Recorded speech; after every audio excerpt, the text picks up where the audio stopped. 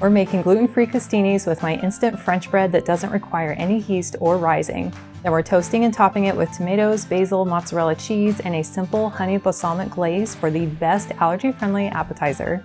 To make this really easy bread, we're going to start with cottage cheese. Now you're probably wondering what's going to happen to that curdled texture. Well, we're going to blend it smooth before we put it into our bread dough. You can use any upright blender or food processor. I'm going to use the chopper cup with my immersion blender. So I'm just adding 1 cup of cottage cheese, and you could use small curd or large curd or whatever your preference. Now you're welcome to jot down these ingredients as we go along, or you can click on the link that's in the video description below, and that will take you to the full recipe with all the details, including ingredients and substitutions, nutrition facts, and frequently asked questions. Then I'm just going to pop on the lid and then blend it on high until we no longer have the curdled texture. Now I'll crack in 1 egg, and then I'll blend this just until it's combined. And then we can set this aside for just a minute. Now in our mixing bowl, we're going to add our dry ingredients. And we're going to start with 1 1/4 cups of oat flour.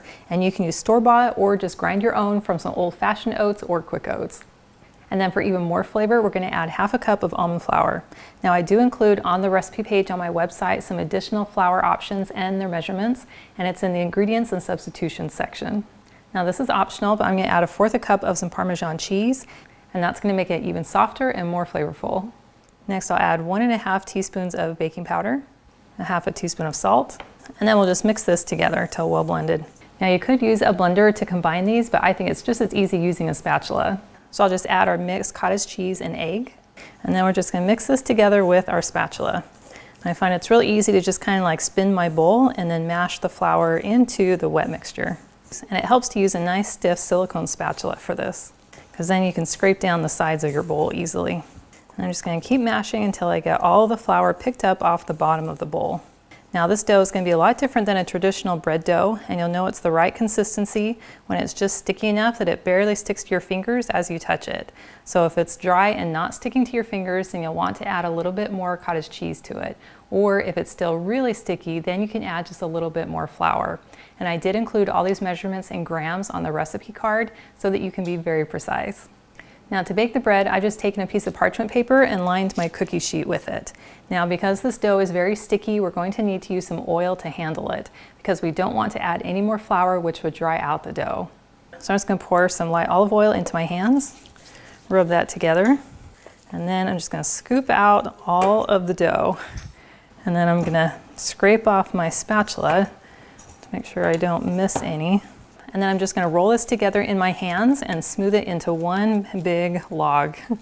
So once we've kind of smoothed down the dough, we can go ahead and set it onto our pan. And then I'm just going to add a little more oil to my hands. And then we just want to gently elongate it till it's about 9 or 10 inches long. So I'm just smoothing it down and then making it an even width throughout the length. Now we can flatten the top just a tad. Now this is a very different technique for shaping a loaf, and I know it might feel a little bit strange, but I promise it turns out. And then to give it a nice crust, I've just taken 1 egg white and a pastry brush, and then I'm just going to brush the egg white all over the top and sides of the loaf. And it does not have to be super thick. And then this is optional, but to make it even more bread-like, I'm going to sprinkle the top with a little bit of sesame seeds. But depending on how you're going to use this bread, you could also use everything bagel seasoning. Now this is ready to go into a 350-degree oven for anywhere between 28 and 32 minutes, or until it has a nice golden brown color all over the top of the loaf. Well, here's our loaf after it has baked and has cooled completely for several hours. Now this is really important with this bread. Because it is so soft on the inside, you'll need it to cool completely before you slice it. Because if you slice it right out of the oven or while it's warm, the inside could kind of squish together on you. But if you allow it to cool, it will be the perfect texture. Now that the bread has cooled completely, we can go ahead and slice it up for the crostinis. So I'm going to slice these about 3/8 to a 1/2 inch thick. And then we'll spread these out on our baking sheet on a sheet of parchment paper. Then in a small bowl, we're going to pour 2 tablespoons of some light olive oil and add in 2 cloves of minced garlic.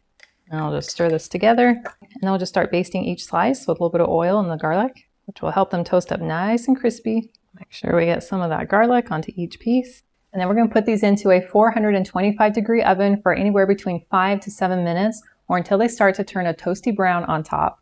So after 7 minutes in the oven, we have these beautifully toasted little crostinis. Now we could just let these cool slightly, add our toppings, and then enjoy them as is, but I really like to melt down the cheese just a little bit on top. I'm going to go ahead and take a couple pieces of our little mozzarella cheese and put those right on top of each of the toasts.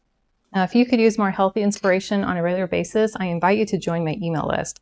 All you have to do is click on the link in the video description below, and that is the best way for us to stay connected. And now we'll put this back in the oven for a couple minutes until that cheese starts to soften. So after about 3 minutes in the oven, our little cheeses are starting to get soft and melty. So now we'll carefully come in with our fresh tomatoes. And I love the contrast of having the warm toast and the warm cheese with a nice cool tomato. Now we'll come in with our honey and balsamic. A little bit on a spoon. And we'll just kind of drizzle that on top. And then we'll give a sprinkle, a little bit of some coarse sea salt, and a few cracks of black pepper, and then some of our fresh basil.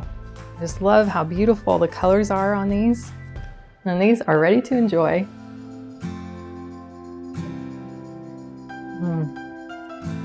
That is so good.